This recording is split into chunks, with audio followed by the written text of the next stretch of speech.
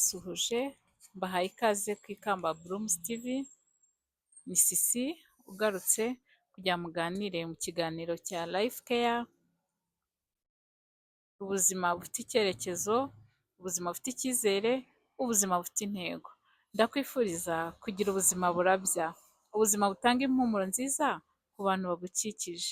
Ni ukuri abantu bari hafi yawe, abantu muri kumwe, abo mukorana, abo mwigana, abo muganira, abaturanyi bawe, abo bose bajye bagira umunsi mwiza kubera ko mwahuye, bagire umunsi mwiza kuko muri kumwe, bagire umunsi mwiza kuko hari amagambo meza ava mu kanwa kawe, kuko hari igihe ukora mu butunzi bwawe ukabahesha umugisha, ibyo byose bijya bituma bagukunda kandi bagukumbure. Ni ukuri ujye ugerageza kuba uw'umumaro, kuba uw'umugisha mu bantu bakuri hafi. Haye ikaze rero abakunzi bacu, niba uri mushya kuri iyi channel yacu ukore subscribe, kandi niba nawe warayikoze Imana iguhe umugisha. Ntiwibagirwe gukora like uraba uduteye inkunga mu buryo bumwe cyangwa ubundi. Abadukurikira bari mu bihugu bitandukanye, mu mpande z'isi, mu migabane itandukanye y'isi, mu gihugu cyacu cy'u Rwanda, mu baturanyi, mu ntara zose aho muherereye, ndabasuhuje kandi ndabakunda, ndabashimira ko mukomeje kunyereka ko tuba turi kumwe umunsi ku wundi. N'abatindiye rero tugiye kuganira ibintu bimwe na bimwe muri iki gihe wareka bikaba byagufasha gutera imbere. Nzanababwira ibindi bintu wakora ukaba wabasha gutera imbere mu gihe udafite igishoro kinini cyangwa utabasha kubona ubushobozi bwo kuba washora cyane, mbese ufite amafaranga afatika. Tuzabiganiraho cyane cyane nk'abadamu, hari amahirwe menshi dufite mu buzima dushobora kubyaza umusaruro bitewe n'aho igihe kigeze, kuko ubuzima buhora ari bushya, hari ibintu bimwe na bimwe bizava ku isoko neza tukabibura, hari akazi kamwe na kamwe katazongera kubaho bitewe n'aho isi iri kugenda yerekeza. Munyemere rero ntabatindiye turebe ibintu ushobora kureka ukaba wabasha gutera imbere. Ikintu cya mbere wareka ukabasha gutera imbere ni ikintu cyitwa ubwoba. Wowe uri kunyumva se ujya ugira ubwoba? Wakibaza ngo ubwoba butuma gute udatera imbere, butuma ni gute ubwoba nyine buzitiye iterambere ryawe? Hari abantu benshi mu buzima bagira amafaranga, hari abantu benshi bagira amahirwe, hari abantu benshi babona opportunité runaka, ariko ubwoba bugatuma batagera kuri icyo kintu. Ubwoba bugatuma bumva batabishobora, bakumva atari ibyabo. Usanga nko gucuruza ufite amafaranga ariko ukagira ubwoba bwo kuba wayashora. Ibintu byose mu buzima bisaba ikiguzi, bisaba ibitambo, bisaba gufata risike. Iyambura ubwo bwoba butuma wumva utabishobora. Ubu hari n'umuntu uri kunyumva ajya yumva ngo YouTube ngo ibaho amafaranga, ngo YouTube ngo abantu bayikoreraho amafaranga, ariko akumva afite ubwoba bwo kuba yafungura channel, akumva ntabwo ari ibintu bye, akumva hari abandi byaremewe. Ni ukuri ikuremo ubwo bwoba, ikintu wumva ushaka gukora ugerageze ugikore kandi kizakugirira umumaro. Cyangwa ufite amafaranga runaka abandi bari kuyashora mu bintu runaka, hari n'umuntu akubwira ati nyamara nagufata akaboko nakwereka inzira uburyo bakora ibi bintu, warangiza ukanga ngo amafaranga yanjye ahiye. Nudafata risike se uzagera ku ki? Uzagera ku iterambere gute se udafashe risike? Wafunguye channel se ukajya kuri YouTube abantu bakajya bamvuga, bakajya nkagenda kuri iriya mihanda bakamvuga, bakajya reka ntabwo ibyo bintu nabyishoborera. Nyamara iyambura ubwo bwoba urebe ko udatera imbere. Ikindi kintu cya kabiri nakubwira wareka ukabasha gutera imbere, social media. Social media uraza kumbwira ati se ndayireka gute kandi muba muri gukora ibintu, muri kudusaba ngo dukore subscribe, ngo dukore like, ngo dukore share, ngo nyireke gute? Nanjye ntabwo nkubwiye ngo yireke burundu ngo uyiveho burundu, ariko menya uburyo uyikoresha. None se nshuti yanjye, guhera mu gitondo kugera nimugoroba urimo urasikororinga, uri kuva kuri Facebook ukajya kuri IG, wava kuri IG ukajya kuri TikTok, ukirirwa ureba. Noneho TikTok hari ukuntu irangaza, biriho utuntu twinshi, kandi noneho ukuntu bakoze izi platform, ni ukuvuga ngo ibintu ukunda kureba bakuzanira ibindi byenda gusa na byo abantu bagiye bavuga.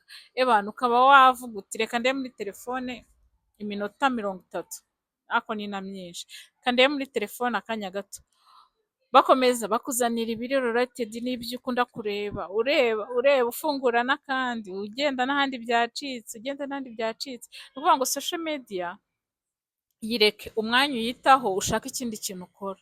Niba uyikora ari mu buryo bwo kwishimisha, ari uburyo bwo kwirangaza, ari uburyo bwo igufata umwanya, ariko niba uyikora nanone ari mu buryo bwo kwibyaza umusaruro, fatiraho.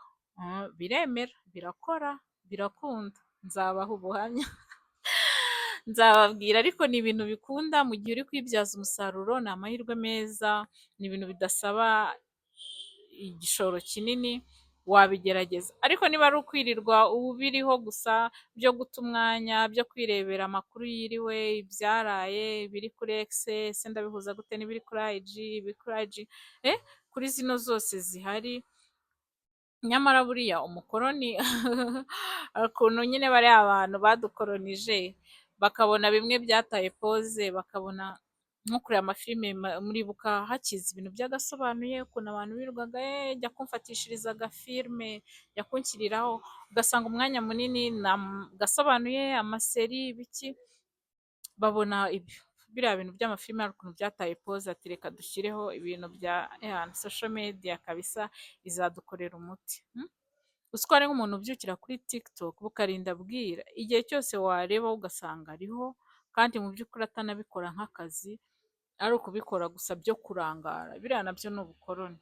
Gerageza rero urebe uburyo ukoresha iyo social media yawe, cyane ko igira ibyiza byinshi ariko ikagira n'ibibi, iragenda ikakubata, ugasanga umwanya munini uwumara uri gusikororinga, uri kureba ibyiriwe, uri kureba byacitse, ugasanga ibintu wari gukora urimo urata umwanya, mu by'ukuri urimo urata igihe cyawe.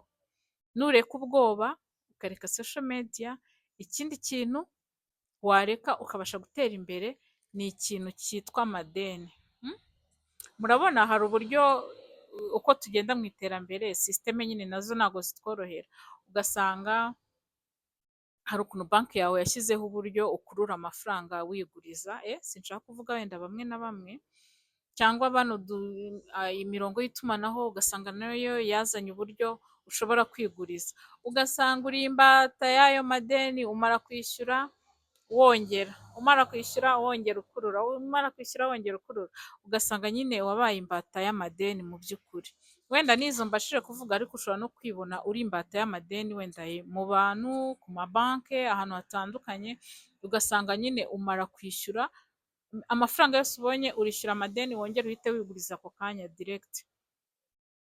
Ibyo nabyo niwiga uburyo wabisohokamo, niwiga uburyo wareka kuba imbata y'ibyo bintu, uhora wishyura inyungu. Hari n'igihe usanga inyungu ziri hejuru cyane, ariko ukayafata kuko nyine wamaze kuba imbata yayo. Ibyo nabyo nubireka urabasha gutera imbere. Wige kumanajinga ibintu ufite. Aha twavuga wenda ni ukwiga kubaho ubuzima bwawe, kwiga kubaho nkawe, kuba uwo uri we. Urabona igihe tugezemo turi kugenda ku gitugu nyine cya social media, show off, kwerekana uko ibintu byari bimeze, uko byagenze, ko watwitse, ko pati yari pati, ko anifu yari anifu, mbese ibintu byose nta kintu cyoroshye. Ariko wishuka n'ubuzima buri abantu berekana ku mafoto, wishuka n'ubwo buzima, bitume nawe utandukira ubijyemo, usanga ubishyizemo imbaraga zimwe na zimwe udafite, ahubwo iga kumanajinga ibyo ufite ubashe kubibyaza umusaruro. Ibindi wareka ukabasha gutera imbere ni ikintu cyitwa akamenyero. Akamenyero buriya ari ukuntu umuntu atangira gahoro gahoro, nibyo nakomeje mbabwira, isi turimo ntabwo tworohera, ugasanga mutangiye mukora siporo, mukoze siporo ni byiza, gukora siporo si byiza, kuba wava ku kazi ukajya muri siporo si byiza, si bigufasha kuruhuka, bikagufasha no kuba watekereza neza, ariko ugasanga ya siporo iyijemo ikigare, bitangiye kuba akamenyero. Twite ku buzima natwe twiyitaho, ariko nanone twirinde akamenyero, ugasanga cya kigare mutangiye kujya murangiza siporo mukajya kunywa boyiro cyangwa se mukajya kunywa inzoga, ugatangira nyine kunywa gake gake, bikazarangira bibaye akamenyero, cyangwa ukivira ku kazi, wajyaga wivira ku kazi ugakora siporo ukitahira, utangiye kuva ku kazi unyuze mu kabari, gake gake bigukurura, ukabona byatangiye kuba akamenyero. Niba ubona ibyo bintu urimo, niba ubona ibyo bintu utangiye kujyamo bitangiye kuba akamenyero, nakugira inama yo kubireka, bizagufasha gutera imbere.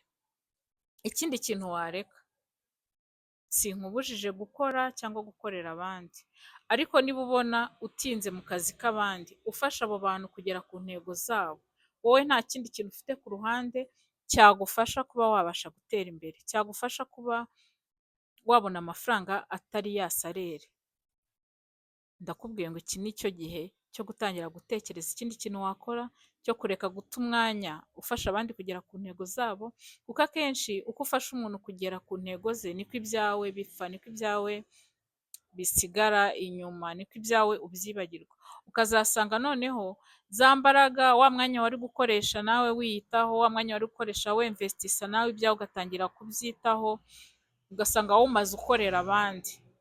Niba ukorera abandi ni byiza, ntabwo byanze kuko biradutunze, bituma ubuzima bubasha kubaho, ariko kora utekereza no gusevinga kugira ngo uzabone igishoro cyo kugira ikindi kintu wakikorera, bizagufasha gutera imbere kurusha uko uzakorera abandi. Noneho urabona iyo ukorera umuntu, iyo amaze kubona ko imbaraga iyo zimaze gushira utakibasha kumuha umusaruro nk'uko abyifuza, yishakira uwundi, ashaka undi muntu upafominga neza, ashaka undi muntu ubishoboye, ashaka cyane cyane ko n'iterambere ryihuta, agakenera amaraso mashyashya, akaba yagusimbuza abandi. Rero gerageza gukorera abandi, ariko unatekereza ikindi kintu nawe wakora ku ruhande rwawe. Ikindi kintu wareka ugatera imbere ni inshuti mbi. Inshuti mbi ugomba kuzirinda. Hari inshuti uba ufite ukumva nawe ubwawe urazishidikanya, ukumva iyo muri kumwe hari ukuntu utaha wumva utameze neza, iyo muvuganye kuri telefone ukumva wacitse intege. Izo nshuti mbi nyine zituma utabareze, zikomeza zigusubiza hasi, zitishimira iterambere ryawe, nakugira inama yo kuzireka ukareba ko udatera imbere.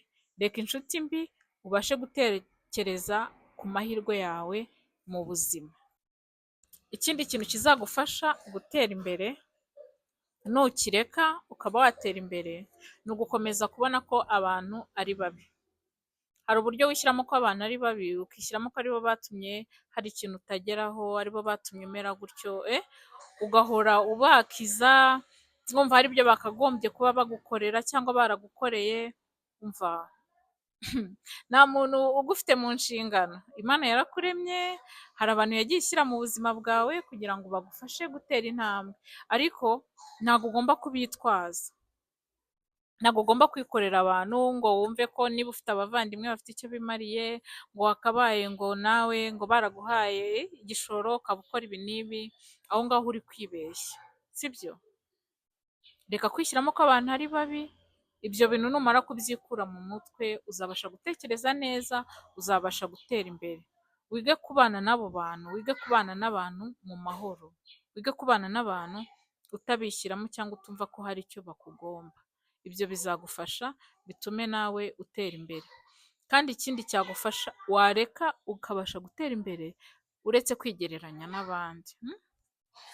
Ko abantu twiganye bashatse, ko abantu twiganye babyaye, ko abantu twiganye baguze inzu, ko abantu twiganye bubatse, ko abantu twiganye bateye imbere mu buryo bumwe cyangwa ubundi, abantu twakoranye mbese ugasanga uhora wigereranya n'abandi, bivuga ngo kanaka ko ageze kuri iki, ngewe ko nakoze ibi bikanga, kanaka ko ageze ibi bikihuta. Mm? Ugahora wigereranya n'abandi, ibyo ngibyo bigufasha gusubira inyuma kurusha uko watera imbere. Rero ibyo bintu nubireka uzabasha gutera imbere, kandi nubireka ukiga kubaho ubuzima bwawe, ukiga kubaho mu kigero uriho, ukiga kwishimira aho ugeze, uzatera imbere nta kabuza. Ndakwifuriza amahoro, ndakwifuriza iterambere, ndakwifuriza kugubwa neza. Mugire amahoro, Imana ibahe umugisha mwebwe mwarebye ikiganiro cyacu kugeza gishoje, mwibuke gukora subscribe kugira ngo muduteze imbere. Murakoze, murakarama, Imana ibahe umugisha, ndabakunda, bye bye.